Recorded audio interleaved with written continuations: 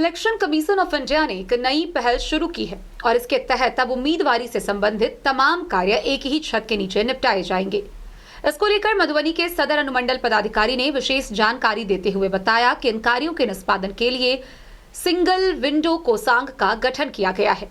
आइए हम आपको विस्तार से बताते हैं क्या है यह सिंगल विंडो कोषांग और इसका मतदान में क्या कार्य है। उम्मीदवार की सुविधा को लेकर अब एक ही छत के नीचे उम्मीदवारी से संबंधित तमाम कार्य निपटाए जाएंगे। इसको लेकर सिंगल विंडो कोषांग का गठन किया गया है। अगर कोई राजनीतिक दल कहीं सभा या बैठक करना चाहता है तो उम्मीदवार अपना आवेदन करेंगे। इसके बाद इस कोषांग का काम रहेगा कि वह अपने स्तर से सभी तरह के वेरिफिकेशन कर आवेदन को स्वीकृत या अस्वीकृत करेगा।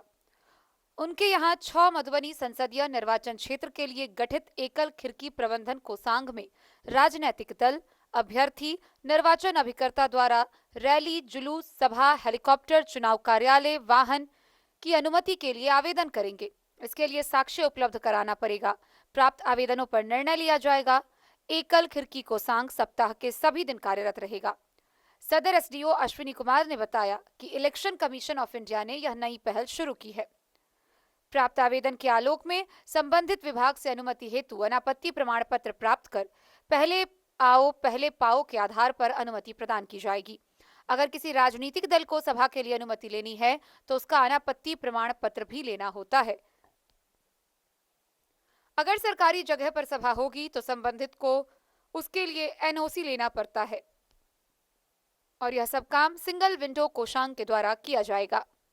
आपको पता होगा कि इलेक्शन कमीशन ऑफ इंडिया के द्वारा जितने भी कैंडिडेट्स होते हैं, जो चुनाव लड़ने वाले व्यक्ति होते हैं, उनको एक ही छत के नीचे एक ही आवेदन पे उनको सारी चीज़ें मिल जाए और डिफरेंट जगह से वेरिफिकेशन कराना होता है वो उनको ना कराना पड़े बल्कि हम लोग कराते हैं। उसी प्रक्रिया को सफल बनाने के लिए सिंगल विंडो कोषांग की स्थापना की गई है।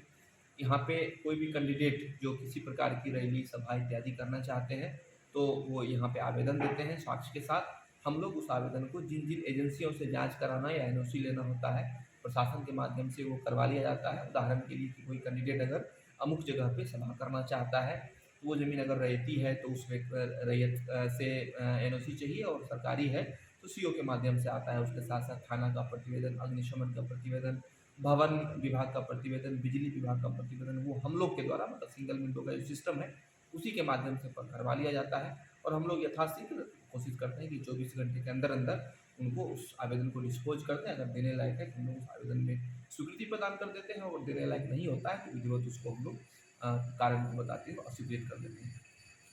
मधुबनी से फिरोज आलम।